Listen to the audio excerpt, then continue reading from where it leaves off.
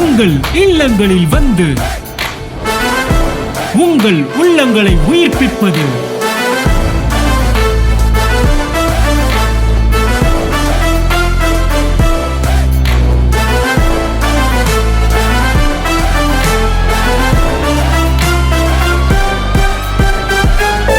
உங்கள் channel DJ.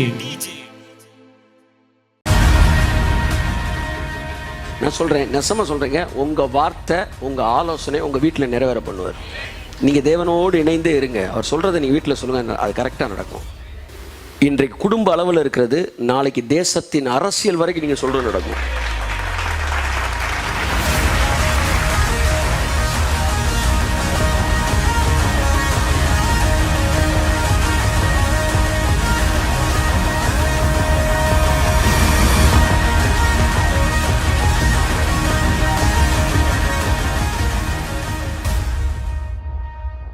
வார்த்தையை நான் மேன்மைப்படுத்துவேன்.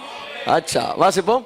தாவீதின் கடைசி வார்த்தைகள், மேன்மையாய் உயர்த்தப்பட்டு யாக்கோபுடைய தேவனால் அபிஷேகம் பெற்று இஸ்ரவேலின் சங்கீதங்களை இன்பமாய் பாடின ஈசாயின் குமாரனாகிய தாவீது என்னும் புருஷன் சொல்லுகிறது. என் அன்புக்குரியவர்களே, அதற்கு பிற்பாடு அவன் சொல்லுகிற வார்த்தைகள் எல்லாம், அவன் சொல்லுகிற வார்த்தைகளை எல்லாம் தேவன் நிறைவேற்றினார். ரொம்ப அழகா இருக்கும். அதுல நேற்று ஊர்ல இருந்து வந்த பிறகு நான் வீட்டில் ஒரு வசனம் சொன்னேன். மோசே தன்னுடைய சந்ததி எல்லாம் ஆசீர்வதிச்சுக்கிட்டே வருவான். சந்ததினா அந்த கோத்திரங்களை எல்லாம் அவன் சொல்கிறான். தன்னுடைய 12 கோத்திரத்தை ஆசீர்வதிக்கும் போது யார் சொல்கிறா? மோசே சொல்கிறாரு. வாசிங்க, உபாகம் 33:18 வாசிங்க. ஒவ்வொரு கோத்திரத்துக்கும் ஒவ்வொரு கிரேஸை கொடுக்குறாரு. வாசிங்க. செபுலோனை குறித்து, செபுலோன் அவன் ஒரு கோத்திரம். செபுலோனை குறித்து, செபுலோனே நீ வெளியே புறப்பட்டு போகையிலும், நீ வெளியே போறப்பவும், இசக்காரே நீ உன் கூடாரங்களில் தங்குகையிலும், நீ கூடாரத்துல தங்கும் போதும் சந்தோஷமாயிரு. 2 பேருக்கு 2 மாதிரி இடத்துல சந்தோஷம். செபுலோனே நீ வெளியே போனா சந்தோஷமா இருப்ப, இசக்காரே நீ வீட்டுக்கு வந்தா சந்தோஷமா. கையை தட்டு. நாங்களா இசக்கார் கோத்திரம். செபுலோனின் ஆசீர்வாதம் வேறு, இசக்காரின் ஆசீர்வாதம் வேறு. செபுலோனுக்கு சந்தோஷம் வெளியில இருந்தா தான், இசக்காருக்கு சந்தோஷம். ஆமா. என் அன்புக்குரியவர்களே, நீங்கள் இன்னொருவராய் மாற விருப்பப்படாதிருங்கள். நீங்கள் நீங்களாக இருங்கள். நீங்கள் நீங்களாக இருங்கள். தேவன் உங்களுக்கு எது சந்தோஷமோ அங்க உங்களை வச்சிருக்கிறாரு. ஹல்லேலூயா. ஸோ ஆகவே மற்றவர்களை பார்க்கும்போது ரசியுங்கள். அவங்கள கைத்தட்டுங்க. சூப்பரா நல்லா பண்றாரு, நீங்க பண்றீங்க, ஐயோ நம்மளை கூடாங்க சார், நமக்கு அது வராது சார் அப்படி நீங்க சொல்லி போடாங்க. ஸோ கர்த்தர் நல்லவர். நம்பர் 2, இப்போ என்ன சொல்லுவார், எதுக்காக நீ சொல்ல வந்தேன்னா, உங்களுடைய வார்த்தைகள் மேன்மையாய் உயர்த்தப்படும். சொல்ற ஆசீர்வாதங்கள் அப்படியே தங்கும். அதான் சொல்ற. மோசே ஆசீர்வதிச்சப்ப அந்த ஆசீர்வாதம் அப்படியே தங்குச்சு. நான் சொல்றேன், நீங்க வாயை திறந்து சொல்றத அப்படியே உங்க குடும்பத்தில் நடக்கும். குடும்பத்தில் குழப்பத்தில் இருக்கும்போது நீங்க ஏதாச்சும் ஒன்று சொல்லுங்களேன், அதன்படியே அந்த பிள்ளைகள் ஆசீர்வதிக்கப்படுவார்கள். உங்களுக்கு நடப்பதை தேவன் காண்பிப்பார். நடப்பதற்கு முன்பாக நீங்கள் சொல்லுவீர்கள். இதெல்லாம் உங்க வார்த்தையை தேவன் மேன்மைப்படுத்துறார். அந்த ஆசீர்வாதம் உங்க மேல தங்கட்டும். சாமுவேலை பற்றி பைபிள் சொல்லுது. சாமுவேல் அவன் சொன்ன வார்த்தைகளில் ஒன்றும் தேவன் கீழே தவறி விடவில்லை. அப்படியே தாங்கினாராம். அவன் தப்பா சொன்னா கூட ஐயோ அதை நிறைவேற்றிருந்தான், அப்படியே தூக்கி அப்படியே தாங்கினாராம் தேவன். ஹல்லேலூயா. தேவன் எவ்வளவு பெரியவர். நம்ம நடக்கும்னு சொல்லி நடக்காம போயிருச்சுன்னா அது கொஞ்சம் கஷ்டம்தான் இல்லையா? நம்ம வார்த்தையில் மேன்மை குறைஞ்சிருச்சுன்னு அர்த்தம். நம்முடைய வார்த்தைகளை தேவன் ஆசீர்வதித்து நிறைவேற்றுவது அது ஒரு பாக்கியம். நான் சொல்றேன், நெசமா சொல்றேங்க, உங்க வார்த்தை உங்க ஆலோசனை உங்க வீட்டில் நிறைவேற பண்ணுவார். நீங்க தேவனோடு இணைந்தே இருங்க. அவர் சொல்றதை நீங்க வீட்டில் சொல்லுங்க, அது கரெக்டா நடக்கும். கரெக்டா நடக்கும். இன்றைக்கு குடும்ப அளவில் இருக்கிறது, நாளைக்கு தேசத்தின் அரசியல் வரைக்கும் நீங்க சொல்றது நடக்கும்.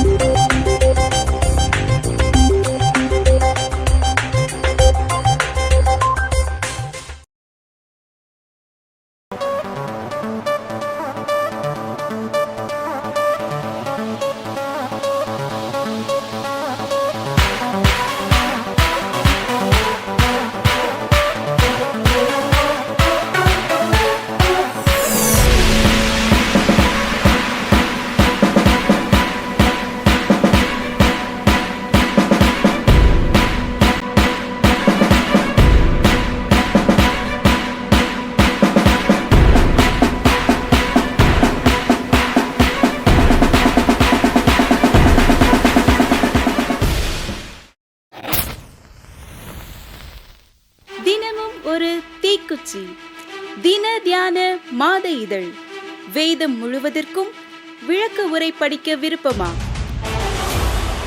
ஆதியாகமம் துவங்கி வெளிப்படுத்தின விசேஷம் வரை பக்கம் பக்கமாய் வசனம் வசனமாய் தேவ வார்த்தையை தேனித்தேனாய் சுவைக்க. இந்த வசனம் என்ன சொல்கிறது? ஏன் சொல்கிறது? இதன் அர்த்தம் என்ன?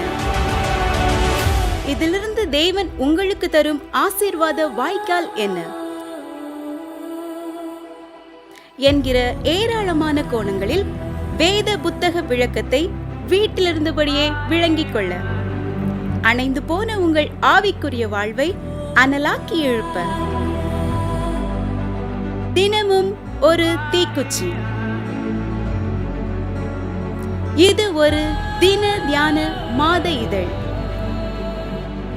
இதை புத்தகமாகவோ மின்னஞ்சலாகவோ பெற்றுக்கொள்ள நீங்கள் தொடர்பு கொள்ள வேண்டிய தொலைபேசி எண் 87 60 60 90 20.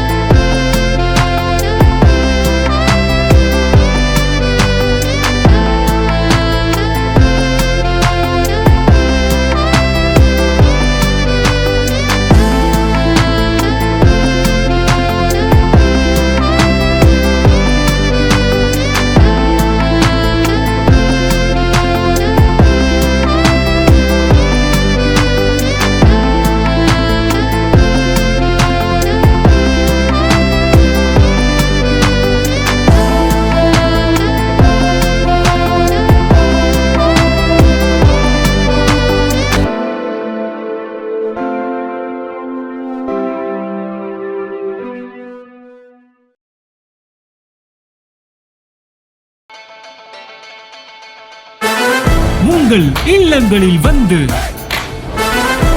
உங்கள் உள்ளங்களை உயிர்ப்பிப்பது